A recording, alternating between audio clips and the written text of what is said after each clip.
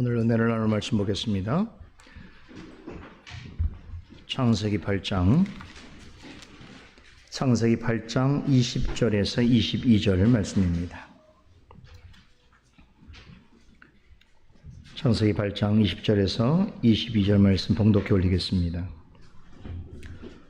노아가 여호와를 위하여 단을 쌓고 모든 정결한 짐승 중에서와 모든 정결한 새 중에서 취하여 번제로 단에 드렸더니 여호와께서 그 향기를 흠향하시고 그 중심에 이르시되 내가 다시는 사람으로 인하여 땅을 저주하지 아니하리니 이는 사람의 마음에 계획하는 바가 어려서부터 악함이라.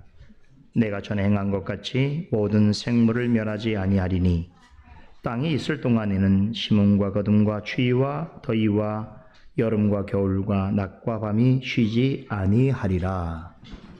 아멘. 지난주에는 창세기 8장 1절로 19절 내용을 중심으로 노아 홍수 심판에 이어지는 내용을 살펴보았습니다. 지난주 말씀을 통해서 우리는 홍수 심판 이후에 물로 뒤덮인 세상을 거의 1년 동안 표류한 방주 속에서 불안해하고 두려워할 수밖에 없었던 노아와 그의 가족의 심정에 대하여 헤아려보는 시간을 가졌습니다. 여러분이 그와 같은 상황에 처했다면 어떠했을까요?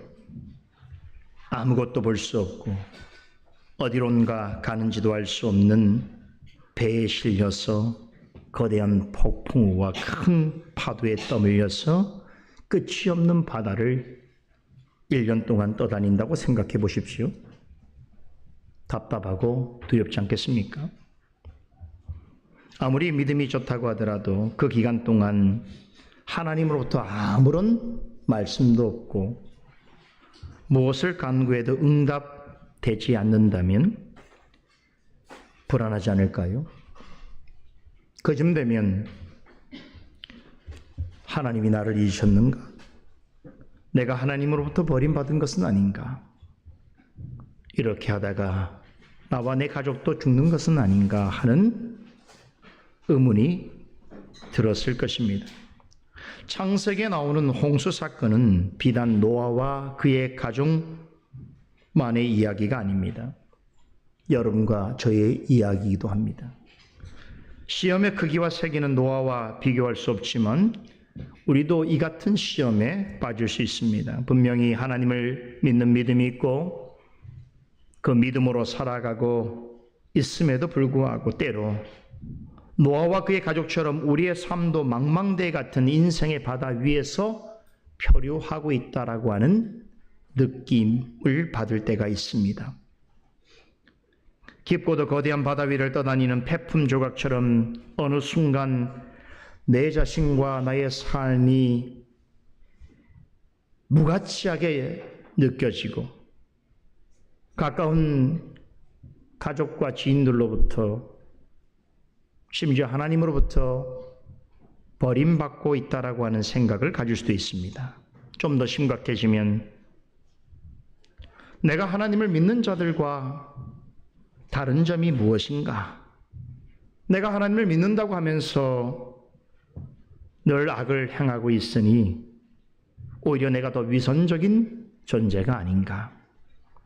그런 내가 하나님으로부터 사랑받을 만한 자격이 있는가? 이런 내가 어떻게 구원을 얻을 수 있단 말인가? 라고 하는 신앙 존재론적인 물음을 스스로에게 던지면서 영적으로 크게 낙심하고 좌절할 수도 있습니다. 여러분 이런 적이 있습니까? 믿음의 삶을 살아가면서 한 번이라도 이런 생각을 가져본 적이 있는 분에게는 창세기 8장은 매우 특별한 의미로 다가왔을 것이라고 생각됩니다. 8장은 홍수 심판 중에 1년 넘게 밀실 같은 방주에 갇혀 지내면서 불안과 두려움 속에 있어야 했던 노아와 그의 가족을 향하여 하나님이 기억하신다라고 하는 말씀으로 시작합니다. 하나님은 기억하신다라고 하는 말씀은 지난주에 살펴본 8장 1절로 19절까지 전체 내용을 관통하는 가장 중요한 주제입니다. 하나님이 기억하신다는 말은 사람이 기억한다라고 하는 말과 다릅니다. 사람은 한동안 잊어버렸던 무언가가 떠오를 때 기억한다라고 말합니다.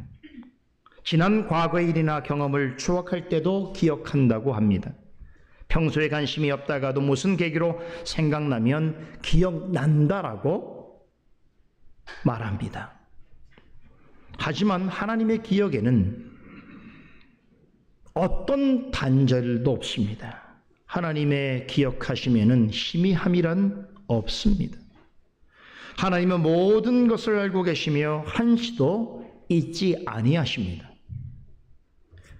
하나님은 노아가 방주에 타기 전에도 기억하고 계셨을 뿐만 아니라 홍수 중에 하나님의 직접적인 간섭과 어떤 구체적인 말씀이 없어서 노아와 그의 가족이 혹여 하나님이 우리를 멀리 하시는가? 우리도 방주 밖에 있는 사람들처럼 심판을 받는 것은 아닌가라고 하는 내적 갈등과 염려를 겪을 때에도 언제쯤 홍수가 그치고 땅의 발을 딛게 될지 알 수 없는 형편에서 내일에 대한 아무런 기대와 소망을 가질 수 없는 형편 중에서도 하나님께서는 그들을 항상 기억하고 계셨습니다. 시편 136편의 시인은 우리 하나님을 가리켜서 이렇게 표현합니다. 우리의 비천함 가운데서 기억해 주시는 분이라고 부릅니다. 사람이 무언가를 끝까지 기억하고 있다는 것은 굉장한 일입니다. 사람이 무엇을 죽을 때까지 잊지 않고 있다는 것은 굉장한 일입니다. 하지만 하나님이 우리를 항상 기억하신다는 것은 사실 놀랄 일이 아닙니다. 왜냐하면 하나님께서 영원토록 기억하신다는 것은 그분의 본질이자 속성이기 때문입니다. 사람은 잊지 않으려고 노력해야만 기억할 수 있습니다. 하지만 하나님은 언제나 기억하시고 모든 일을 기뻐하시는 뜻대로 이루십니다. 여러분과 제가 오늘 이 자리까지 올 수 있었던 것도 우리가 하나님을 기억하고 있었기 때문이 아닙니다. 먼저 하나님이 우리를 기억하고 계셨기 때문입니다. 하나님이 기억하지 않는다면 누구라도 하나님을 기억할 수 없습니다.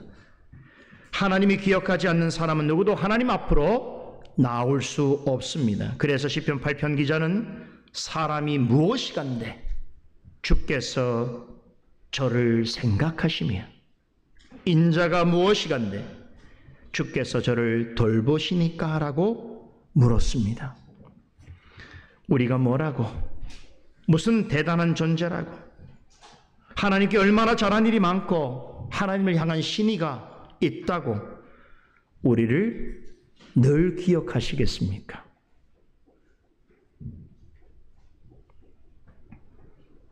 우리 모두는 본성상 죄와 비참 가운데 있는 죄인입니다. 우리는 본성적으로 하나님이나 그분의 선하심과 신실하심을 잘 기억지 못합니다. 하나님의 말씀 앞에 정직하게 서거나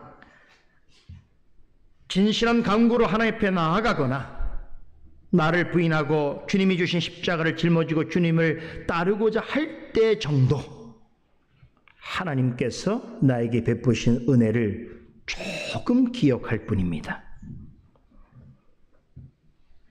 그러나 우리 인생의 대부분의 시간은 하나님보다 내 자신을 더 기억하며 삽니다. 하나님의 약속보다 나의 관심사에 더 주목하며 살아갑니다. 이것이 우리의 진짜 모습입니다. 지난 한 주 동안 여러분 삶을 돌아보세요. 지난 한 주 동안 여러분이 하나님을 얼마나 애써 기억하셨습니까? 그죠? 심지어는 아무런 생각이 없이 한 주간을 보내다가 주일이 와서야 내가 하나님께 예배 드리러 가야 되겠네 라고 생각한 이도 있을 것입니다.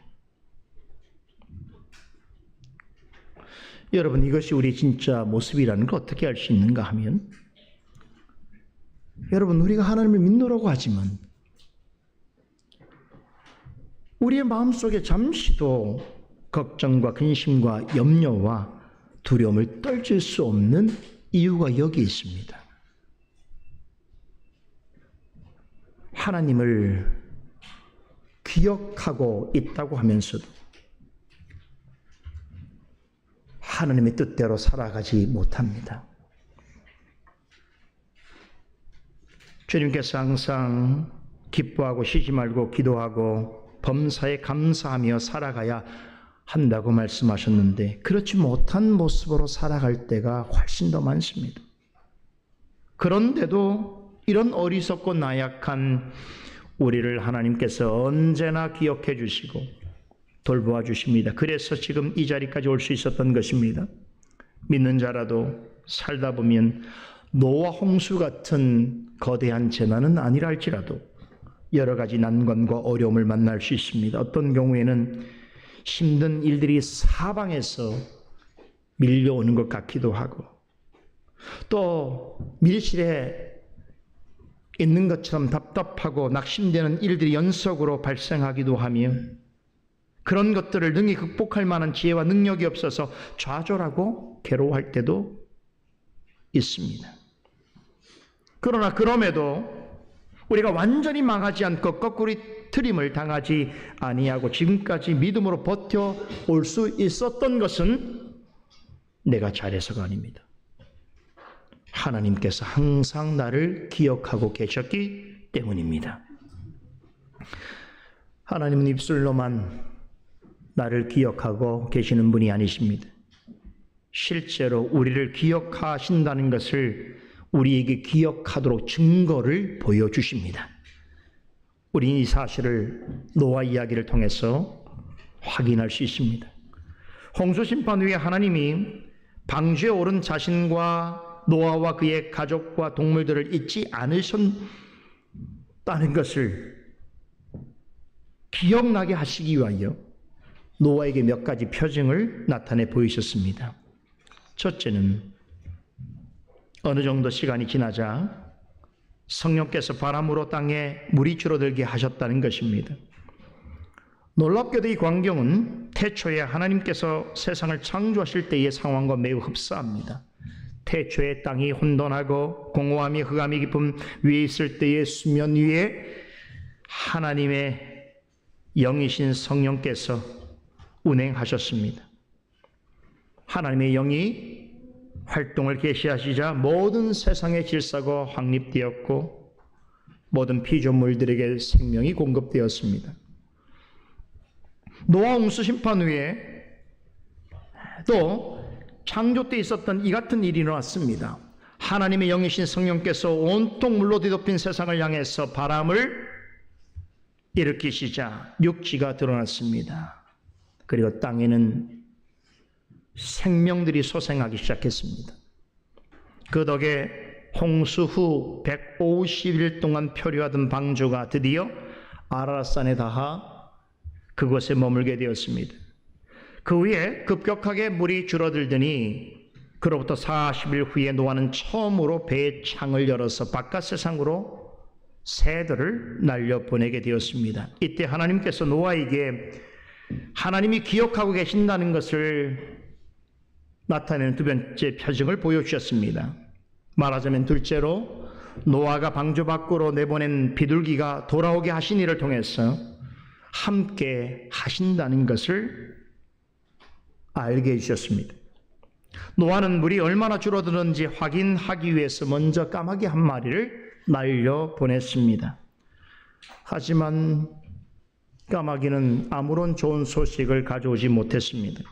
이리저리 물 위를 날아다니다가 어디론가로 사라졌습니다.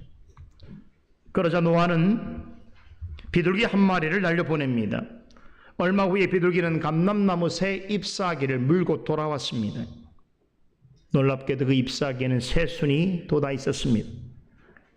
지난주 강설에서 이 일과 관련해서 하나님의 구원의 진리를 알려주는 영적인 교훈이 담겨 있다라는 말씀을 전해드리면서 오늘 이 부분에 대해서 말씀드리겠다고 약속드렸는데 기억나시지요? 노아가 방주에서 내보낸 까마귀와 비둘기는 여러 가지 면에서 대조됩니다. 까마귀는 성경에서 가장 부정적인 동물로 대표되는 짐승이지요. 까마귀의 습성은 잡식성입니다. 산 것이든 죽은 것이든 뭐든 가리지 않고 먹습니다. 썩은 고기도 마다하지 않습니다. 까마귀가 방주로 돌아오지 않는 것도 바로 이 습성 때문일 것입니다. 홍수로 온 땅이 물에 잠겨 있어도 먹을 만한 것이 많았던 것입니다. 물 위에 떠다니는 동물과 사람의 사체는 까마귀에게는 더할 나위 없는 좋은 먹잇감이었습니다.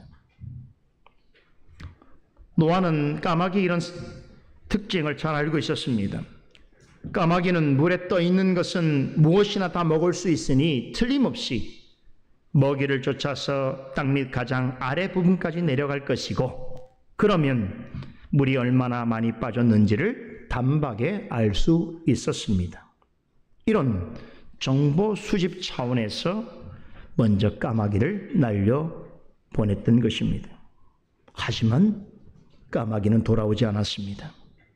반면에 두 번째로 날려보낸 비둘기는 달랐습니다. 감람나무 잎사귀를 물고 돌아왔습니다.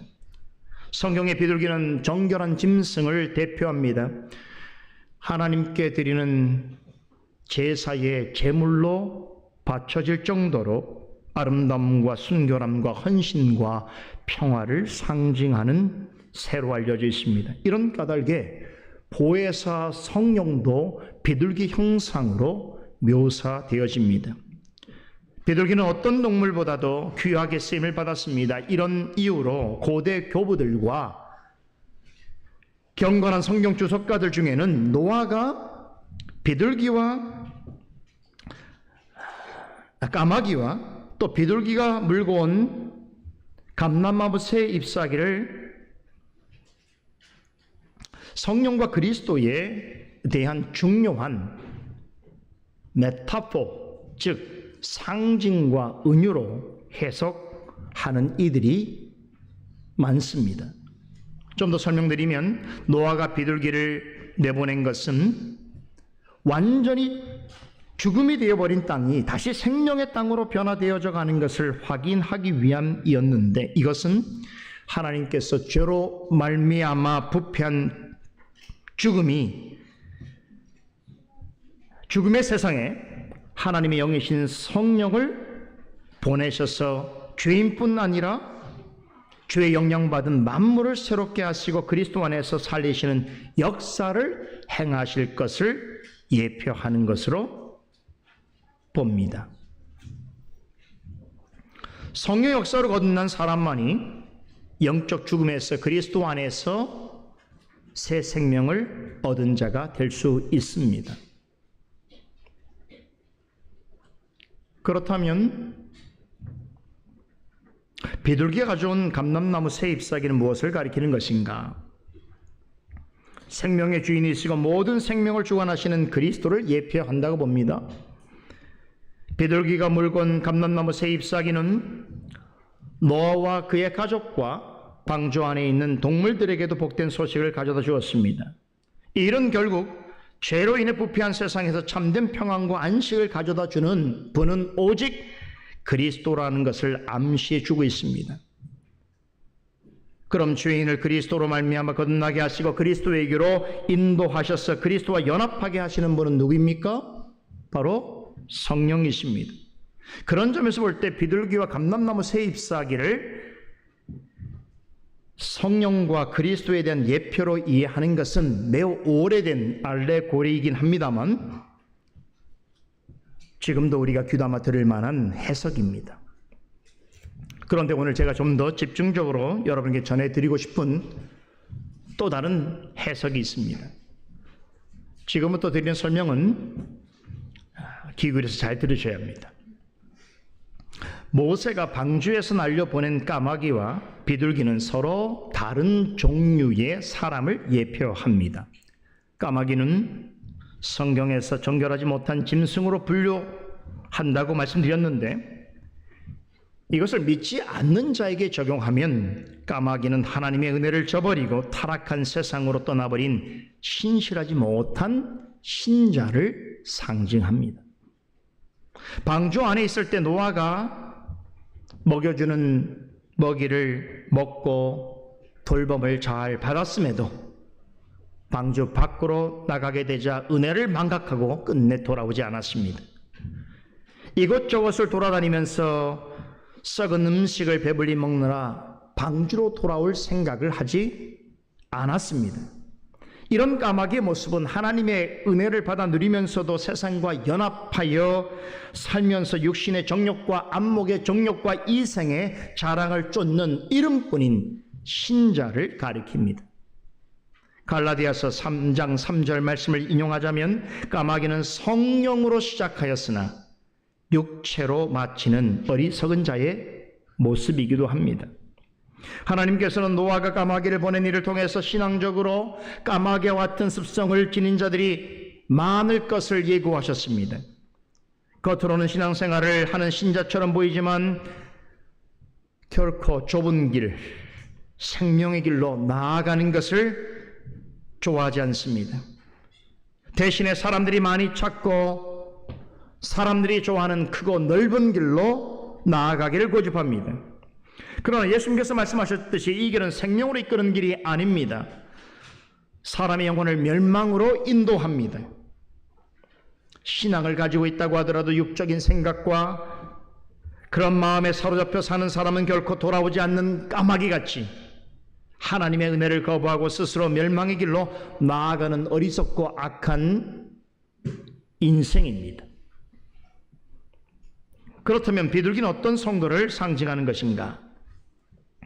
노아가 처음에 비둘기를 날려보냈을 때에 얼마 지나지 않아 돌아왔습니다. 온 지면에 물이 가득하여서 발둘 곳이 없었기 때문입니다. 까마귀는 썩은 고기를 먹으면서 세상에 적응하였으나 비둘기는 노아의 품으로 돌아왔습니다. 이러한 비둘기의 모습은 죄가 범람하는 세상에서 성도는 결코 안식할 곳을 찾을 수 없으며 마음의 평화와 만족을 얻을 수 없음을 보여줍니다. 노아는 돌아온 비둘기를 얼마 후에 다시 방주 밖으로 날려보냅니다. 그러자 이번에는 감람나무 새 잎사귀를 물고 돌아왔습니다. 이 그림은 믿는 자는 오직 그리스도로 말미암아 그리스도 안에 있을 때의 진정한 평안과 참된 안식을 누릴 수 있음을 말해주고 있습니다. 성령으로 말미암아 그리스도에게로 돌아온다는 것, 이것이 바로 복음입니다. 이 복음은 구원을 얻게 하는 하나님의 능력인 동시에 죄로 오염되고 부패한 세상에서도 하나님이 베푸시는 은혜와 복을 맛볼 수 있게 합니다. 그러기에 시편 55편 기자는 만일 내게 비둘기 같은 날개가 있다면 여호와 하나님에게로 피하리라 라고 고백하였던 것입니다. 비둘기가 방주로 돌아왔듯이 우리도 늘 그리스도에게로 돌아가야 합니다. 그럴 때에 노아가 창문 밖으로 손을 내밀어서 돌아오는 비둘기를 맞이하여 주었듯이 세상에서 무슨 일을 하였든지 어떤 경험을 하였든 간에 방주이신 그리스도에게로 돌아오는 자를 언제나 기꺼이 받아주시고 돌보아 주십니다. 그러므로 우리의 구원을 위하여 마련해 주신 방주인 그리스도의 몸된 교회로 우리는 부지런히 나와야 할 것입니다. 교회 안에 머물면서 주님의 복음을 잘 듣고 배우고 확신한 일에 거해야 합니다. 그렇게 주님의 교회 안에서 성령과 말씀으로 믿음이 장성해 가는 자를 하나님께서는 기뻐하실 뿐만 아니라 특별한 사명을 맡기십니다. 때가 되면 세상으로 보내십니다. 노아가 세 번째로 날려보낸 비둘기는 이 사실을 잘 예표해 주고 있습니다. 세 번째로 보낸 비둘기는 방주로 돌아오지 않았습니다. 이 비둘기는 세상을 향해서 주님의 보내심을 받은 자로서 부르신 삶의 영역에서 충성스럽게 사명을 감당하는 성도의 모습을 그려주고 있습니다. 우리도 세 번째로 보냄을 받은 비둘기처럼 교회 안에서만 아니라 하나님께서 보내신 삶의 자리에서 하나님의 은혜를 드러내고 복음을 전파하며 그리스도의 향기를 퍼뜨리는 삶을 살아야 할 것을 교훈하고 있습니다. 이것이 지난주에 예고해드린 노아가 방주에서 까마귀와 비둘기를 날려보낸 행위 속에 숨겨져 있는 구원의 진리에 관한 이야기입니다. 아시겠죠? 이 정도면 충분히 이해하셨으리라 짐작이 됩니다.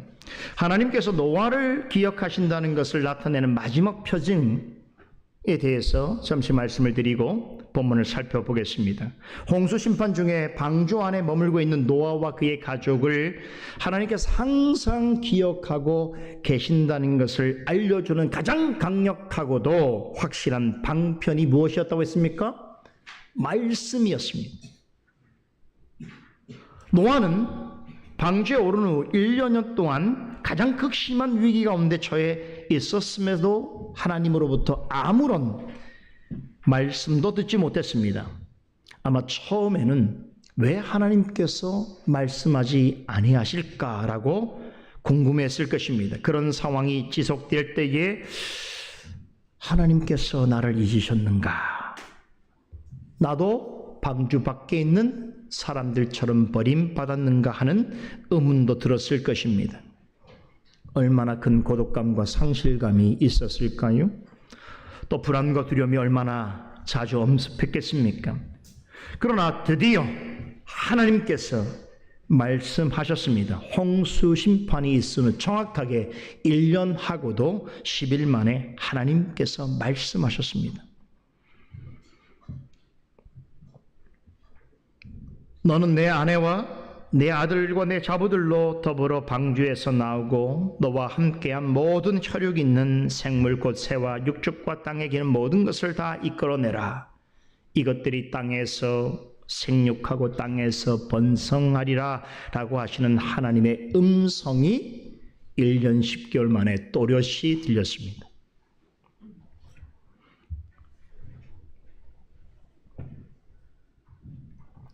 전에 방주를 다 만들었을 때에 방주 안으로 들어오라라고 말씀하셨던 그 하나님께서 그로부터 1년여 만에 노아에게 내 가족을 데리고 방주에서 나가라고 명하셨습니다. 보세요. 그들을 방주 안으로 초대하신 분과 그들을 방주로부터 내보내신 분은 동일하신 하나님이십니다. 하나님은 홍수 심판이 진행되는 동안에도 방주 안에서 그들과 함께 계셨다라고 하는 결정적인 증거이지요. 다시 말해서 한 번도 노아와 그의 가족을 잊으신 적이 없으셨던 것입니다. 그들을 항상 기억하고 계셨습니다. 이 사실을 말씀을 통해서 직접 확증해 주셨습니다. 하나님께서 항상 우리와 함께 계시며 언제나 우리를 위하여 일하고 계시다는 것을 말씀보다 더 확실하게 알려주는 것은 없습니다. 노아와 그의 가족의 생각에 하나님께서 어느 기간 동안은 침묵하고 계시는 것처럼 보이고 또 자신들로부터 멀리 떨어져 계시는 것처럼 생각되는 그런 시간을 보낼 때에도 하나님께서는 그들과 항상 함께 계셨으며 그들을 기억하고 계셨다는 것을 마지막 순간의 말씀으로 일깨워 주셨습니다. 여러분도 동일합니다. 한 주간 살 때에 노아의 가족처럼 하나님께서 아무런 말씀도 없으시고 내 기도에 응답하시지 않으시는 것 같고 나의 상황을 모른 척 하시는 것 같아서 하나님 어디 계십니까? 하나님 내 말을 듣고 계십니까? 라고 하는 근심과 불안과 두려움 속에 지내다가도 이렇게 주일날 와서 말씀을 들을 때에 무슨 생각을 합니까? 하나님이 그런 가운데서 나를 기억하고 계셨구나 깨닫게 되는 것이죠. 말씀보다 하나님이 나와 함께 계시고 나를 위하여 항상 일하신다는 것을 깨달아 알 수 있는 정확한 강력한 은혜의 방편은 없습니다. 그래서 노아는 이 하나님의 말씀을 들은 후에 비로소 자신의 가족과 동물들을 이끌고 방주 밖으로 나왔습니다. 이로써 하나님의 말씀에 따라서 방주에 들어갔던 그들은 하나님의 말씀에 의해서 방주에서 나오게 되었습니다. 야, 여러분, 이 장면은요, 매우 놀라운 사실을 우리에게 말해줍니다. 우리로 하여금 천지 창조 역사로 다시 우리의 의식을 이끌어 갑니다. 하나님께서 말씀으로 만물을 창조하셨지요. 하루하루 창조 역사를 마치실 때마다 말씀으로 종결하셨습니다. 보시기에 좋았다고 말씀하셨습니다. 그리고 마침내 마지막 날에 사람을 만드신 후에 보시기에 심히 좋았더라는 말씀과 함께 6일 동안의 창조 사역을 마무리하셨습니다. 이런 패턴이 노아의 홍수 사건 이후에도 그대로 나타나고 있는 것이, 노아 홍수 사건도 하나님의 말씀으로 시작하여서 말씀으로 맞춰졌습니다. 이 같은 점에서 노아 홍수 사건은 천지 창조 역사와 동일한 방식으로 진행되었다라고 해도 과언이 아닌 것입니다. 창조 사역이 하나님의 전적인 주권과 지혜와 능력에 의해서 오직 말씀으로 되어졌듯이 노아 홍수 사건도 시작할 때부터 마칠 때까지 절대적인 하나님의 주권과 지혜와 능력의 말씀으로 이루어졌습니다. 노아는 방주에서 나가라는 말씀에 순종하여 가족과 동물들을 이끌고 방주 밖으로 나왔습니다. 여러분, 노아가 1년여 만에 하나님의 말씀을 듣게 되었을 때에 무엇을 가장 먼저 생각했을까요? 우리는 창세기 8장 1절 말씀을 통하여 그것을 알 수 있습니다. 하나님께서 나와 내 가족을 기억하고 계셨구나 라고 하는 사실입니다. 자, 그런데요, 오늘 읽은 8장 20절에서 22절은 기억하는 주체와 관련하여서 아주 중대한 변화가 생겼음을 말해주고 있습니다. 기억하는 주체가 하나님에게서 노아로 전환되었습니다. 놀랍게도 8장 마지막 단락은 노아가 하나님을 기억했다라고 하는 이야기를 들려주고 있습니다. 8장 1절로 19절까지의 말씀은 홍수 심판 중에도 하나님께서 노아를 기억하고 계셨다는 것을 입증해주는 이야기라면, 오늘 살펴보게 되는 20절에서 22절은 노아가 하나님을 기억하고 있었다는 것을 보여주는 이야기를 전해주고 있습니다. 창세기 8장은 이렇게 기억하다라고 하는 말을 중심으로 아주 치밀한 구조로 기록되어 있습니다. 앞부분은 무슨 일이 있어도 하나님이 노아를 기억하셨다는 내용을 전하고 있는 반면에 후반부에서는 그런 은혜를 입은 노아가 하나님을 어떻게 기억하고 있었는가에 대해서 밝혀주고 있습니다. 앞서 하나님이 기억하신다는 것은 그리 놀랄 일이 아니다라고 말씀을 드렸습니다. 왜 그렇습니까? 기억하시는 것은 하나님의 속성이기 때문입니다. 하지만 사람이 하나님을 기억한다는 것은 놀랄 만한 일입니다. 왜 그럴까요? 하나님과 하나님께서 하신 일들에 대하여 기억하지 않는 것이 사람의 자연스러운 본성이기 때문입니다. 신실한 믿음을 가진 성도라도 하나님을 항상 기억하지 못합니다. 여러분, 하나님을 항상 기억하며 삽니까? 모든 순간마다 시간마다 하나님을 기억하고 있다라고 스스로 생각합니까?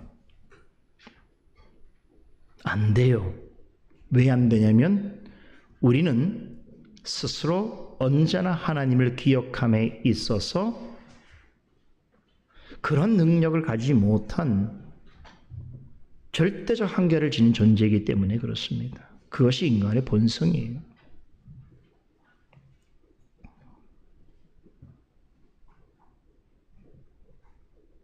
우리의 신앙을 한번 생각해 보세요. 하나님의 은혜로 구원을 받았다는 것을 깨닫는 순간 얼마나 큰 감격과 기쁨을 맛보았습니까? 그런데 그 사실을 항상 기억하며 삽니까? 그렇다면 이런 모습일까요? 그렇죠. 우리는 본성적으로 하나님과 관련된 일이나 하나님께서 하신 일에 대하여서 너무나도 쉽게 잊어버리고 잘 기억하지 못합니다. 입으로는 은혜로 살아간다라고 말하지만 조금만 예기치 못한 일이 발생하면 마음에 근심과 불안이 가득 차오릅니다. 조금만 힘들고 어려운 일이 생기면 낙심하고 불평하는 말들이 입 밖으로 솟구쳐 나오지. 자신이 한 잘못이면서도 하나님의 잘못으로 돌리려고 합니다. 자신이 하나님 앞에서 올바로 행하지 못한 일에 대한 결과이면서도 마치 하나님이 잘못한 것이냐 하나님께로 책임을 돌리려 합니다. 그것을 또 기도라고 생각하지요. 자, 그러면 내가 원하는 대로 되고 나에게 좋은 일이 생기면 그때는 하나님을 잘 기억하는가? 그것도 아닙니다. 잘 못할 때도 기억 못하지만 잘 돼도 기억 잘 안 합니다. 그게 우리 본성이에요.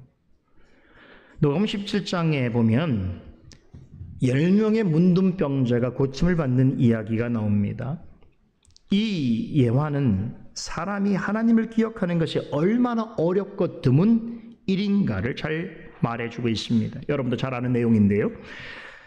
예수님께서 길을 가고 계실 때 10명의 문둥병자가 예수님을 발견하고 예수님 앞으로 나옵니다. 그리고는 우리를 불쌍히 여기소서라고 외치며 도움을 청하지요. 예수님께서 그들에게 말씀하시기를 가서 제사장에게 너희 몸을 보여주라라고 하셨습니다. 이 말씀을 듣고 제사장을 찾아가는 도중에 그들 모두가 치유를 받았습니다. 깨끗하게 나음을 입었습니다. 그런데 그 후에 예수님께로 돌아와서 감사를 표한 사람이 몇 명입니까? 오직 한 명이에요. 그 한 명이 어떤 사람입니까? 사마리아인이에요. 이방인 취급을 받고 있는 사마리아인이었어요. 이 말은 나머지 9명은 유대인이었다는 뜻이죠. 예수님과 동족이었던 유대인 9명은 기적적인 고침을 받고도 예수님께로 돌아와 감사하지 않았습니다. 예수님께로 돌아와서 무릎을 꿇고 감사를 표현한 사마리아인에게 예수님께서 이렇게 물으셨지요. 10사람이 다 깨끗함을 받지 아니하였느냐? 그 9은 어디 있느냐? 이 이방인 외에는 하나님께 영광을 돌리러 돌아온 자가 없느냐라고 되물으셨습니다. 말씀드린 대로 나머지 9명은 유대인이었습니다. 그런데도 아무도 예수님께로 오지 않았습니다. 감사의 인사도 없이 나음을 입자 각자의 길로 갔습니다. 이 예화는 좋은 일이 있어도 큰 은혜를 받더라도 하나님을 기억한다는 것은 결코 자연스러운 일이 아니라는 것을 말해주고 있습니다. 하나님을 믿는 사람도 좋은 일이 생기면 그때뿐입니다. 그 일을 이루게 해주신 하나님을 그 일로 인하여 깊이 묵상하거나 특별한 감사를 잘 드리지 않습니다. 어차피 될 일이 된 것처럼 생각하며 삽니다. 그렇게 간절히 그 문제가 해결되기를 바라고 간구했으면서도 그 일이 되어지면 자기만 좋아합니다. 자기 일처럼 생각합니다. 안 좋은 일이 생기면 불평하면서 좋은 일이 생기면 모른 척합니다.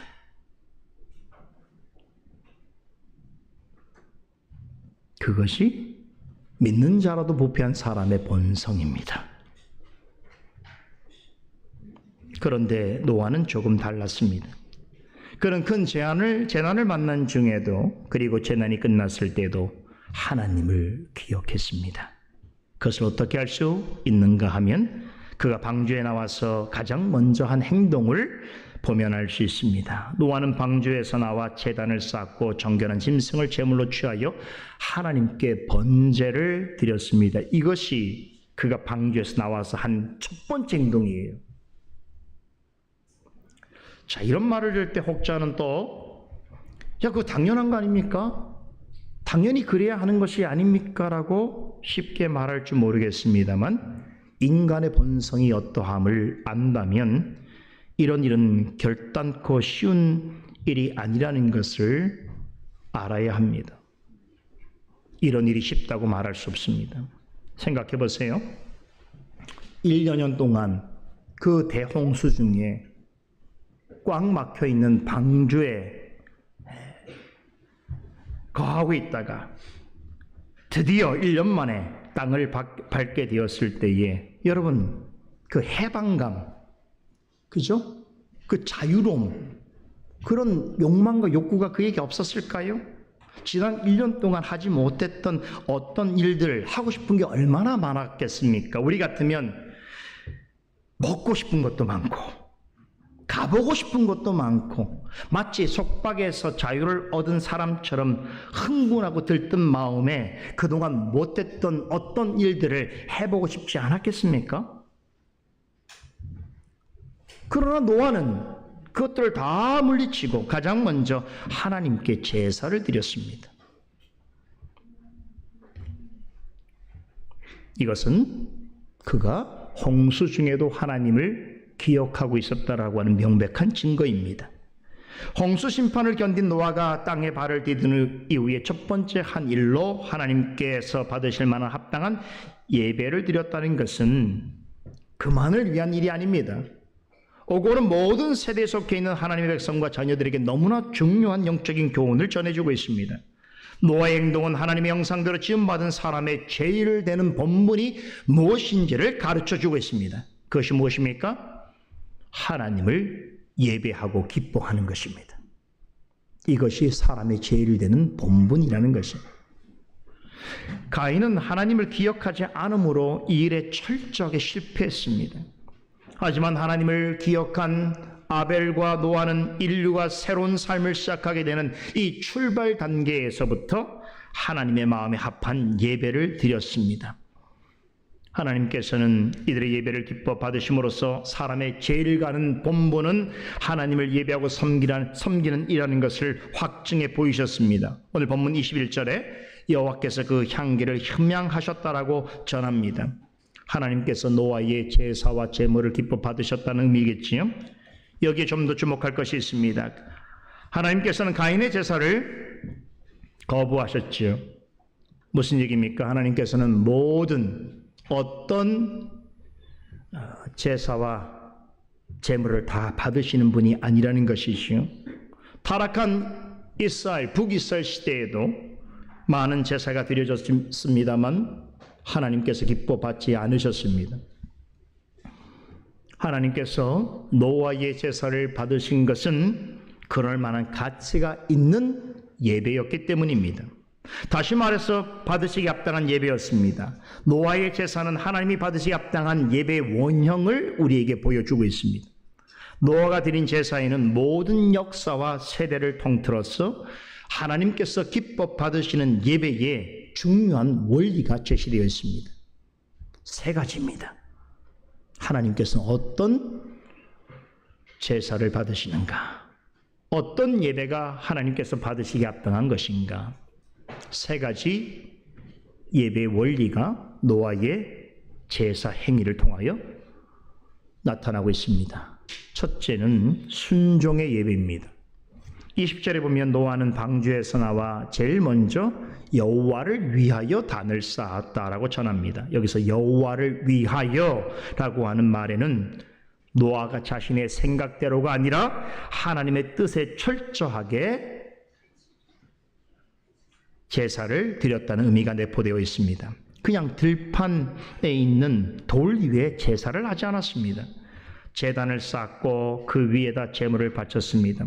제물이라고 해서 아무 짐승이나 택하지 않았습니다. 하나님께서 제정해 주신 정결한 짐승을 택하여 불로 태워 올리는 번제로 드렸습니다. 여러분, 이러한 제사의 방식은 노아 자신이 고안해낸 것이 아닙니다. 이미 아벨로부터 있었던 것이고요. 우리가 창세기 5장에서 보았던 경건한 믿음의 조상들로부터 계승되어 온 제사법입니다. 하나님이 받으시는 제사의 출발점은 하나님의 말씀과 그 말씀에 대한 순종에 있습니다. 여러분, 사무엘 아시죠? 사무엘은 하나님이 원하시는 제사의 정신을 어떻게 말했습니까? 순종은 제사보다 낫고 말씀을 듣는 것이 수양의 기름보다 낫다라고 했습니다. 가인과 사울도 하나님께 제사를 드렸습니다. 하지만 하나님께서 받지 않으셨습니다. 하나님의 말씀에 순종하기보다는 자신이 원하는 방식대로 드렸기 때문입니다. 하나님께 아벨과 노아의 제사를 받으신 가장 중요한 이유는 말씀에 따르는 순종의 제사였기 때문입니다. 노아 홍수는 인류의 두 번째 역사의 시작을 알리는 매우 중대한 사건입니다. 그렇죠? 창조 역사가 모든 시대의 시작을 알리는 첫 번째 사건이었다면 모든 것들이 멸절하고 새로운 시대를 여는 두 번째 창조 같은 사건이 바로 노아 홍수로 인한 사건인 것이죠. 인류의 새로운 역사의 시작을 알리는 두 번째 사건입니다. 이 새로운 역사의 시작점에서 노아가 가장 먼저 한 일을 생각해 보세요. 그게 무엇입니까? 아벨과 같은 일을 했잖아요. 아벨도 천상의 삶에서 이 땅의 새로운 삶의 역사의 시작을 알리는 첫 시작점에서 뭘 했습니까? 하나님께 순종의 제사를 드렸잖아요. 창세기 4장의 첫 번째 이야기잖아요.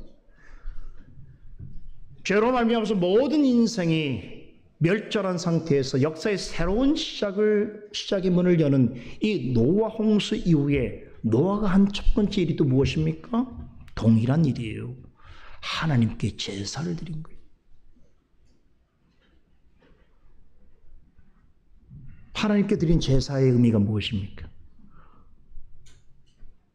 하나님 형상대로 지음을 받은 인생의 제일 되는 목적이 하나님을 영화롭게 하고 그분과 더불어 영원토록 즐거워하는 예배자로서의 삶을 사는 것이다라는 것이죠. 그것이 아벨과 노아의 사건을 통하여 인생을 통하여 우리에게 명징하게 증거해 주고 있습니다. 그런데 그 제사는 하나님께서 규정하신 것이죠. 하나님께서 요구하시는 방식대로 드려야만 죄인으로서 하나님과 화목해 될 수 있는 것입니다. 따라서 하나님이 기뻐하시는 제사는 반드시 말씀에 따르는 순종이 있어야 하는 것입니다. 그런 점에서 노아의 첫 번째 홍수 후에 첫 번째 드린 제사는 순종의 제사였다라고 말할 수 있습니다. 둘째로 감사의 예배입니다. 노아가 방주에서 나오자마자 지체 없이 제사를 드리게 된 그 배경 가운데 보면 여러분 여기에 하나님의 직접적인 요구가 있었습니까? 없었습니까? 없었어요. 하나님이 노아에게 제사를 드리라고 요구하셔서 그가 제사 드린 것이 아닙니다.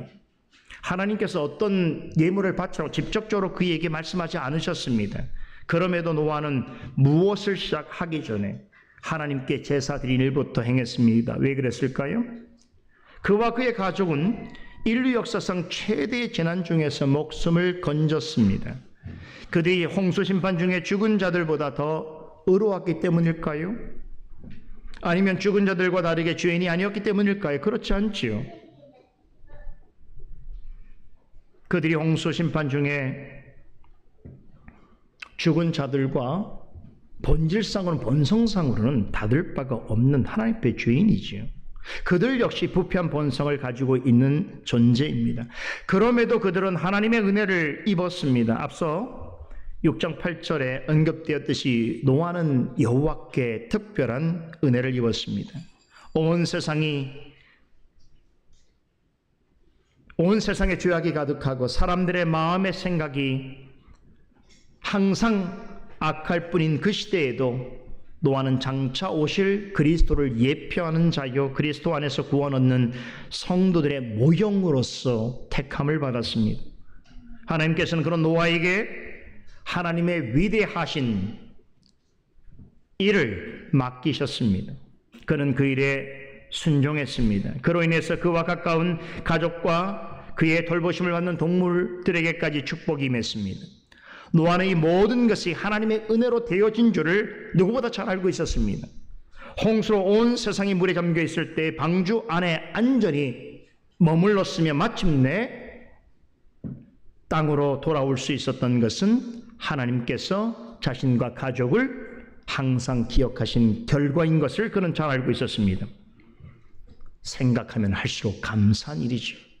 그래서 방주에서 나오자마자 하나님께서 받으실 만한 제사를 먼저 드리게 되었던 것입니다. 시편 50편 기자는 하나님께서 받으시는 제사를 가리켜 감사로 드리는 제사라고 말합니다. 50편 14절 15절에서는 감사로 하나님께 드리는 제사는 환난에서 그를 건지며 하나님께 영광을 돌린다라고 합니다. 23절에서는 감사로 드리는 자는 하나님을 영화롭게 할 것이고 그 행위로 옳게 하는 자에게 하나님께서 구원을 베푸실 것이라고 증거합니다. 여러분, 가인의 제사의 문제가 무엇입니까? 그의 제사는 순종의 제사가 아니고 불순종의 제사였으며 감사의 제사가 아니라 불의로 드린 제사였습니다. 그랬기 때문에 하나님께서는 그의 제물을 받지 않으셨습니다. 그가 하나님께 감사하는 마음 없이 드렸다는 것을 어떻게 알 수 있습니까? 하나님께서 자신의 제물을 받지 아니하자 그는 하나님을 향하여 원망하였으며 동생을 하향해서는 분노했습니다. 그것이 그가 하나님께 감사의 제사를 드리지 않았다라고는 결정적인 증거인 것이죠. 감사는 억지로 드리는 것이 아니라 자원하는 마음으로 기쁜 마음으로 드리는 것입니다. 그래서 레위기 22장에 보게 되면 번제를 가리켜서 자원제라고 부르기도 합니다. 자원하는 마음으로 드리는 제사라고 하는 것이죠. 율법이 있기 때문에 억지로 할 수 없이 하는 것이 아니라 감사함으로 드리는 자원제라고 부릅니다. 하나님께 받은 은혜를 생각하면서 지금까지 지켜주시고 기억해 주신 것을 감사하는 마음으로 예배를 드려야 하는 것입니다. 그러한 마음으로 예배할 때 하나님께서는 크신 영광을 받으실 뿐만 아니라 구원의 은혜와 역사를 아낌없이 베풀어 주십니다. 우리 모두가 잘 알고 있는 데살로니가전서 5장 18절에서 사도 바울이 뭐라고 말합니까? 범사에 감사하라. 이것은 그리스도 예수 안에서 너희를 향하신 하나님의 뜻이니라. 감사는 하나님의 뜻입니다. 감사는 하나님의 은혜에 보답하는 가장 진실한 행위입니다. 감사한 마음이 없다면 앞서 말한 까마귀 같은 신자입니다. 그런 사람은 하나님을 모르거나 하나님의 은혜를 저버리는 자입니다. 오늘 하나님께 나와 예배드릴 때 여러분의 마음속에 감사함으로 드리지 않는다면 내가 까마귀 같은 허울뿐인 신자구나 생각하시면 정답입니다. 회개하시고 다시 말씀을 잘 들으세요. 그래서 하나님께서 오늘 목사님을 통해서 이런 말씀을 나에게 주시는구나 이렇게 생각하시는 게 성령의 답입니다. 고집 피지 마세요. 하나님과 다투거나 싸우려 하는 것보다 어리석은 일은 없습니다. 여러분, 오늘 우리가 이 자리에 있기까지 하나님께서 어떻게 나를 기억하셨고 나를 위하여 일하셨는지를 조금이라도 생각할 수 있다면 어찌 감사로 예배드리지 않을 수 있겠습니까? 셋째로 속죄 예배입니다. 노아가 드린 번제는, 이 번제라고 하는 것은 뭐냐면 제물 전체를 불로 태워서 드리는 제사입니다. 이 제사를 행하기 전에 반드시 해야 할 일이 있지요. 정결한 짐승이 희생 제물로 바쳐지기 위해서는 피 흘려 죽어야 합니다. 노아 이전에도 제물을 바치는 제사 행위가 있었지만 잘 들으세요. 이렇게 단을 쌓아서 그 위에 정결한 짐승을 희생 제물로 바치는 제사는 본격적으로 노아 홍수 이후에 시작되었습니다. 이것이 하나의 제사의 규칙이 되어진 것이, 그 이유는 여러분 본문 21절 중문부를 보세요. 하나님 말씀이 있습니다. 사람의 마음에 계획하는 바가 어려서부터 악하다라고 하는 이 말씀을 통해서 왜 이런 방식의 제사를 드려줘야 하는지가 명확하게 전해지고 있습니다. 이 말씀은 모든 사람은 원죄로 인해서 전적으로 부패한 상태에 있다는 것을 잘 나타내주고 있습니다. 원죄가 무엇이죠? 원죄, 오리지널 신, 무엇입니까? 원죄란 인류의 조상 아담으로 말미암아 사람이라면, 아담의 형상을 지닌 사람이라면 태어날 때부터 가지고 있는 죄의 본성이자 모든 죄를 범하게 되는, 동일이 되는 죄의 DNA를 가리켜서 원죄라고 하는 것이. 사람의 DNA를, 나의 DNA를 부모에게 받죠? 99.9%를 받지 않습니까?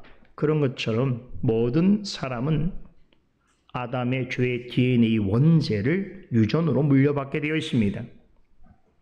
그렇기 때문에 누구도 원죄의 사슬로부터 자유로울 수가 없습니다.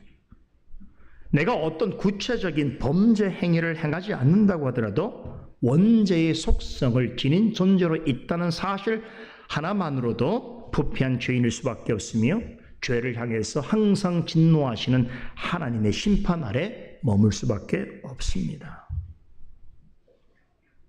물론 원죄를 지닌 사람이라고 해도 좋은 지식을 가질 수 있고 선한 행위를 할 수 있습니다. 하지만 하나님을 알고 하나님의 구원을 얻는 데 있어서는 사람은 절대적으로 무능하고 부패합니다. 그렇죠? 이게 캘빈주의, 신앙, 원리 첫 번째, 전적 부패, total depravity, 전적 부패 교리인 것입니다. 절대 선이신 하나님의 관점에서 볼 때 사람의 마음에 계획하는 바는 언제부터 악하다고요? 성년이 돼서부터 악한 것이 아니라 어려서부터. 그래서 다윗이 시편 51편에서 뭐라고 했습니까? 내가 죄악 중에 출생하였으며 모친이 죄 중에 나를 잉태하였나이다 라고 고백하였던 것입니다. 다윗 같은 훌륭한 위인도 모든 죄와 죄로 말미암은 저주로부터 스스로 벗어날 수 없다고 고백한 것입니다. 우리를 죄와 저주로부터 자유롭게 하실 수 있는 분은 오직 예수 그리스도밖에 없습니다. 우리를 죄와 저주에서 구원하시기 위해 그리스도께서 이 땅에 오셔서 우리를 대신하여 십자가에 피 흘려 죽으셨습니다. 그로써 히브리서 9장 22절에 언급한 것처럼 피 흘림 없이는 사함이 없도다라고 하는 이 증언대로 그리스도의 속죄로 인하여 하나님의 구원 계획이 완전히 성취되었습니다. 우리는 십자가의 희생제물로 자신을 드리신 그리스도의 피를 힘입어 참 마음과 믿음을 얻게 되므로 하나님 앞에 담대히 나아갈 수 있게 되었습니다. 노아의 제사는 그리스도의 속죄를 예표합니다. 하나님께서는 아담과 하와가 에덴 동산에서 범죄하였을 때부터 죄로 말미암아 죽어 마땅한 죄인이 하나님 앞으로 나올 수 있는 유일한 방법이 무엇인지를 가르쳐 주셨습니다. 그것은 바로 피 흘림의 속죄를 통해서입니다. 그래서 범죄한 아담과 하와가 아무것도 할 수 없는 형편 중에 있을 때에 하나님께서 친히 짐승을 잡아서 그 짐승의 가죽으로 그들에게 옷 입혀 주셨습니다. 그 일을 통해서 피 흘림을 통한 구속의 필요성이 반드시 죄인에게 요구되어진다는 것을 나타내 보여주셨던 것입니다. 이렇게 구원에 관한 지식과 하나님의 구원의 경륜의 지혜가 아주 부족하고 미비하게 사람이 판단할 수 없는 상황에서부터 하나님께서는 하나님의 구원하시는 방식과 구원의 경륜의 역사를 직접 나타내 보여주셨습니다. 그리고 시간이 흘러 마침내 노아의 홍수가 끝난 후부터는 죄를 속지 않은 제사를 드릴 때 동물을 사용해서 희생 제물의 피를 흘리도록 하셨습니다. 그럼 이 피가 무엇을 말하는 것이겠습니까? 요한계시록 13장 8절에서는 이 피를 가리켜서 창세 이후로 죽임을 당한 어린 양이라고 증거하고 있습니다. 즉 예수 그리스도 이전에 속죄의 필요성 때문에 제단에 바쳐진 희생 제물이 흘러야 할 모든 피는 모든 죄와 저주로부터 자유하게 하시는 그 일을 위하여 십자가에 피 흘려 죽으신 예수 그리스도 어린 양의 피를 모형하고 있는 것입니다.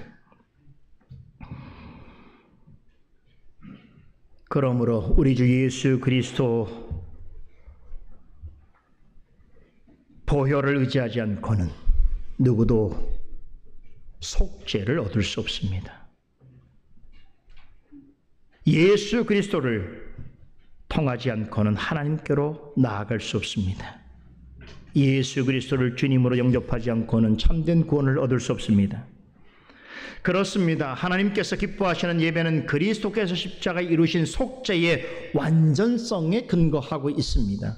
하나님께서는 그리스도의 속죄로 인하여 죄의 사함을 받은 자가 드리는 예배를 기뻐 받으십니다. 이렇게 노아의 제사는 매우 오래된 일임에도 오고 오는 모든 세대에 적용되는 하나님이 기뻐하시는 참 예배의 원리를 제시해 주고 있습니다. 하나님께서는 철저하게 말씀에 따라 순종의 제사, 감사의 제사, 속죄의 제사로 드린 노아의 제사를 향기로운 제물로 받으셨습니다. 개역 개정판 성경에 보면 여호와께서 그 향기를 받으시고라고 번역되고 있죠. 우리가 보고 있는 개역 성경에는 흠양하셨다라고 하는 좀 오래된 어려운 말을 사용합니다만 흠양하셨다라는 말은 받으셨다라고 하는 뜻입니다. 여기에 한 가지 놀라운 사실이 있습니다. 여러분이 향기라고 하는 이 말은 이 말에 해당되는 히브리어를 보면요. 이 히브리어는 노아의 이름 뜻과 동일한 의미를 가지고 있습니다. 여러분 노아의 이름 뜻이 뭐죠? 안식입니다. 노아흐라고 하는 말이죠. 안식. 그런데 여기 사용된 향기라고 하는 말과 노아의 이름 뜻인 이 뜻이 같습니다. 다시 말하면 안식이라는 것이죠. 이것은 이제 원어로 보게 되면 이 모세가 일종의 언어 유희를 통해서 노아가 드린 이 제사를 창조의 관점에서 해석하고 있다는 것을 알 수 있습니다. 하나님께서 세상을 창조하시고 제7일 되는 날에 안식하셨습니다. 하나님의 형상대로 지음받은 사람이 하나님과 안식하는 것은 창조의 가장 중요한 목적입니다. 그런데 이제 노아 홍수 사건으로 두 번째 창조에 준하는 새로운 세상이 열리게 되었습니다. 이때 하나님께서는 노아가 드린 제물에서 세상을 창조하실 때 일곱째 날에 안식하셨던 것과 동일한 안식의 향기를 맡으셨습니다. 노아가 드린 제물은 아주 작은 것이었지만 하나님의 말씀에 순종함으로 그리스도의 속죄를 믿는 믿음으로 드렸기에 기뻐 받으셨습니다. 그로써 하나님의 말씀에 따라 믿음으로 제사를 드린 노아에게 창조 때 제7일에 약속하셨던 안식을 허락하셨습니다. 이렇게 창조 제7일에 약속하셨던 안식이 노아 홍수 이후에 첫 번째로 드렸던 제물을 통하여 하나님 받으신 향기라고 하는 개념과 연결되고 있습니다. 즉 창조 때 제정해 주신 참되고 영원한 안식, 그 안식을 하나님의 말씀에 따라 예배하는 자에게 허락하신다라고 하는 것을 노아 제사를 통해서 나타내신 것입니다. 이런 점에서 노아의 제사는 창조의 목적으로서 약속하신 참된 영원한 안식과 직접적으로 연관되어져 있습니다. 놀라운 일이지요. 한글 성경만 봐서는 알 수가 없는 내용이에요. 그래서 성경 강의가 필요한 거예요. 지금까지 말씀드린 사실에 근거해서 하나님께서는 노아와 언약을 맺으십니다. 언약이라고 말은 창세기 6장 18절에 처음 사용되었지요. 그런데 이 언약의 구체적인 내용이 8장 마지막 단락과 9장 전체에 소개됩니다. 일명 노아 언약이라고 불리는 언약인데요. 성경에 나오는 여러 가지 언약들이 있는데 여기와 비슷한 점도 있지만 매우 특별한 점이 있습니다. 노아 언약은 창세뿐만 아니라 성경 전체를 이해하는 데 있어서 굉장히 중요한 부분이 있어서 제가 이 부분은 다음 시간에 9장 내용과 함께 여러분에게 설명드리려고 합니다. 다음 주에 말씀드리겠습니다. 오늘 남은 시간에는 이제 노아의 제사를 기뻐 받으신 하나님께서 약속하신 말씀 중에서 딱 한 부분만 여러분과 함께 나누면서 강서를 마무리하려고 합니다. 21절, 22절 우리 다 같이 한 목소리로 읽어보겠습니다. 여호와께서 그 향기를 희망하시고 그 중심에 이르시되 내가 다시는 사람으로 인하여 땅을 저주하지 아니하리니 이는 사람의 마음에 계획하는 바가 어려서부터 악함이라. 내가 전에 행한 것 같이 모든 생물을 멸하지 아니하리니 땅이 있을 동안에는 심음과 거둠과 추위와 더위와 여름과 겨울과 낮과 밤이 쉬지 아니하리라. 자, 이 구절을 보면 여기에 3번이나 반복되는 표현이 나옵니다. 뭐뭐 하지 아니하리라, 아니하리니 라고 하는 말이죠.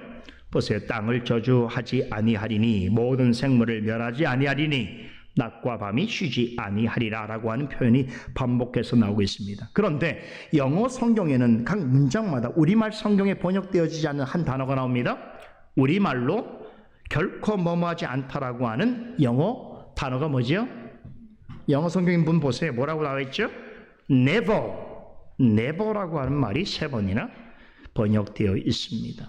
그래서 이 말을 넣어서 번역을 하면 결코 다시는 사람으로 인하여 땅을 저주하지 아니하리니, 결코 모든 생물을 멸하지 아니하리니, 결코 낮과 밤이 쉬지 아니하리라라고 하는 말씀이 되어집니다.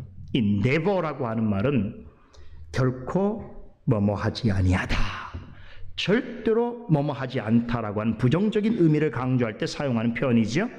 그렇다면 왜 하나님께서는 언약을 말씀하실 때 이런 부정적인 표현을 반복해서 사용하신 것일까라고 하는 의문을 가져야 합니다. 그죠? 긍정적인 표현도 되게 많은데 왜 하필 이렇게 부정적인 표현을 언약을 맺으시는데 반복적으로 사용하셨는가 하는 것이죠. 자, 생각해 보십시다. 사실 이 never라고 하는 말은 우리도 일상 속에서 자주 사용하는 말이기도 하지요. 예를 들어서 내가 잘못했어. 그런데 결코 다시는 그런 일을 하지 않을 거야 라고 말하든지, 내가 당신하고 한 약속 절대로 잊어버리지 않을 거야. 그렇잖아요. 나는 교회를 가지 않는 일은 결코 없을 거야. 무슨 일이 있어도 하나님의 뜻을 결코 어기지 않을 거야 라고 그리스도인으로서 말하기도 하고 심지어는 서원하고 맹세하기도 합니다. 이처럼 우리 일상생활 속에서나 신앙생활 속에서 무심코 이 단어를 사용할 때가 많습니다. never, 결코, 절대로라고 하는 말은 내 자신의 생각이 틀리지 않았거나 내 마음이 변하지 않을 것이거나 어떤 결심이 확고부동할 때 주로 사용합니다. 자, 그런데 문제는 우리는 이런 말을 하고도 지킵니까? 지킵니까? 내가 무엇을 결코 하지 않겠다라고 말해놓고는 그 일을 또 한 적은 없습니까? 결코 잊지 않겠다고 해놓고는 한 번도 잊은 적이 없습니까? 하나님 앞에서 절대로 하지 않겠노라고 맹세해놓고는 또다시 그런 일을 한 적은 없습니까? 이게 우리의 한계란 말이에요. 그렇죠. 이런 말이 있습니다. 절대라고 하는 말을 함부로 사용하지 마라. 영어로 번역한 never입니다. never. never라고 하는 말을 절대로 사용하지 마라. 이 세상에 이 말을 사용할 수 있는 경우는 오직 절대라고 하는 말은 절대로 없다라고 말할 때뿐이다 라는 말이 있습니다. 그렇습니다. 나는 무엇을 결코 하지 않겠다라고 하는 말은 함부로 사용할 수 있는 말이 아니라는 것이에요. 왜 그렇습니까? 우리는 그 말을 온전히 지켜내기가 어렵기 때문입니다. 한 가지 증거를 말씀드릴까요? 여러분, 베드로를 생각해 보세요. 예수님께서 잡히시는 날 베드로가 어떤 말을 했습니까? 예수님께서 12 제자와 마지막 유월절 식사를 마치시고 이렇게 말씀하셨어요. 오늘 밤에 너희가 다 나를 버릴 것이다 라고 말씀하시자 베드로가 분연히 일어나서 뭐라고 했습니까? 모두 주를 버릴지라도 나는 결코 버리지 않겠나이다 라고 말했습니다. 베드로는 네보라고 하는 단어를 사용하면서 모든 사람이 주를 버린다고 하더라도 결단코 절대로 나는 주님을 버리지 않을 것입니다 라고 외쳤으나 몇 시간도 지나지 않아 예수님을 3번이나 부인했습니다. 베드로도 이 말을 하고 지키지 못했어요. 엄밀히 말해서 하나님 앞에 결코 절대로 네버라고 하는 말은 사람으로서 할 수 없는 말입니다. 그 말을 한다 해도 온전하게 지키기 어렵습니다. 누구나 베드로처럼 실패하고 좌절할 수 있습니다. 그런데 본문에 하나님께서는 이 말을 3번이나 반복해서 사용하십니다. never, 결코, 절대로라고 하는 말은 하나님만이 사용하실 수 있습니다. 하나님께 독점권이 있어요. 왜 그렇습니까? 하나님은 절대적으로 신실하시고 절대로 실패하지 않으시는 분이시기 때문입니다. 사람이 이 말을 사용할 때는 결국에는 지키지 못할 공언이 될 가능성이 매우 높습니다. 그러나 하나님께서 이 말을 사용하여 하시는 말씀은 우리에게 복음이 됩니다. 하나님은 이 부정적인 말을 사용하기를 꺼려하지 아니하실 뿐만 아니라 자주 사용하십니다. 몇 구절만 예를 들어보겠습니다. 신명기 31장 6절에 내 하나님 여호와 그가 너와 함께 가시며 결코 너를 떠나지 아니하시며 버리지 아니하실 것입니다. 사사기 2장 1절에서는 내가 너희와 함께 한 언약을 영원히 결코 어기지 아니하리니 라고 말씀합니다. 시편 55편 22절은 내 짐을 여호와께 맡기라 그가 너를 붙드시고 의인의 요동함을 결코 영원히 허락하지 아니하시려다 라고 약속하십니다. 하나만 더 말씀드릴까요? 잠언서 10장 30절은 의인은 결코 영영히 이동되지 아니하여도 악인은 땅에 거하지 못하게 되느니라고 말씀합니다. 하나님의 백성과 언약을 맺으시거나 굳은 약속을 하실 때 어떤 것은 결코 하지 않겠다라고 하시고 또 어떤 일은 결단코 일어나지 않게 하시겠다라고 하십니다. 이런 부정적인 표현을 통해서 무엇을 말씀하시는 것일까요? 하나님께서는 당신과 언약을 맺은 당신의 백성들에 대하여 영원 무궁토록 신실하시고 자비하시고 불변하신 분이시라는 것을 강조하시는 것입니다. 신약 성경에 이 부정적인 말을 가장 많이 사용한 인물이 있습니다. 누군지 아세요? 바로 우리 주 예수 그리스도입니다. 특히 요한복음에 많이 기록이 되어 있습니다. 예수님께서 이렇게 말씀하셨습니다. 요한복음 4장 14절에 내가 주는 물을 마시는 자는 결코 영원히 목마르지 아니하리니 요한복음 6장 35절에 내게 오는 자는 결코 줄이지 아니할 터이요 나를 믿는 자는 영원히 목마르지 아니하리라. 요한복음 8장 51절에 사람이 내 말을 지키면 결코 영원히 죽음을 보지 아니하리라. 요한복음 10장 27절로 28절에 내 양은 내 음성을 들으며 나는 그들을 알며 그들은 나를 따르리라. 내가 그들에게 영생을 주노니 결코 영원히 멸망하지 아니할 것이요 또 그들을 내 손에서 빼앗을 자가 없느니라. 마지막으로 요한복음 11장 26절에 무릇 살아서 나를 믿는 자는 결코 영원히 죽지 아니하리라. 믿으십니까? 믿으셔야 돼요. 예수님께서 직접 하신 말씀이잖아요. 이 부정적인 말은 구약에서는 주로 언약 백성을 향한 하나님의 약속의 말씀으로 사용이 되었고 신약에서는 예수님의 어떠하심과 예수님으로 말미암은 구원의 핵심을 가르쳐 주시고 확신시켜 주실 때 사용되었습니다. 우리는 never, 결코 절대로 하는 말을 하나님께서 우리를 위해서 사용해 주신 것에 대하여 감사하고 기뻐해야 합니다. 이 말은 하나님께서만 하실 수 있고 하나님만이 실패 없이 지키실 수 있기 때문입니다. 민수기 23장에 보면 하나님께서 이방 선지자 바르나메의 입술을 통해서 강권적으로 하나님에 대하여 이렇게 증거하도록 하십니다.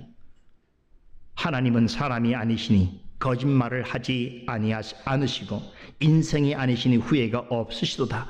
어찌 그 말씀하신 바를 행하지 않으시며 하신 말씀을 실행하지 않으시랴. 여기도 네 차례나 부정적인 표현을 통하여 하나님의 신실하심, 하나님의 성실하심, 하나님의 불변하심이 어떠한가를 이방 성자의 입술을 통하여 증거하셨지만 하나님의 말씀이기 때문에 우리는 믿어야 하는 것입니다. 하나님께서 노아에게 결코 무엇을 하지 아니하리라고 하신 말씀은 노아 언약의 중요한 핵심입니다. 노아 같은 믿음을 가진 모든 자들에게도 적용되어지는 영원한 언약을 표현한 대단히 중요한 말씀인 것이죠. 하나님의 언약은 결코 사라지지 않을 것이요, 하나님은 언약을 결코 잊지 아니하실 것입니다. 언약의 당사자인 당신의 백성을 결코 떠나지 아니하실 것입니다. 그런 하나님을 찬송하십시다. 기도하겠습니다. 거룩하신 하나님, 오늘도 우리에게 주신 창세기 말씀을 통하여 창세로부터 지금까지 또한 주님께서 오실 날까지 우리에게 증거해 주시는, 성취하시는 모든 구원의 역사의 가장 핵심이 되는 교훈을 우리에게 가르쳐 주심을 감사드리옵나이다. 우리가 이 말씀을 통해서, 이 성경을 통하여 깨닫고 확신하게 되어지는 이 진리를 마음 깊이 늘 되새기며 우리로 하여금 하나님의 자녀와 백성이 되게 하시며 그 맺으신 언약을 결단코 잊지 아니하시고 반드시 이루시는 그 하나님을 늘 기억하여 영광과 찬송을 돌리는 삶을 살아가는 주의 백성들 되게 하여 주시옵소서. 살아계신 예수 그리스도 이름으로 기도드리옵나이다. 아멘.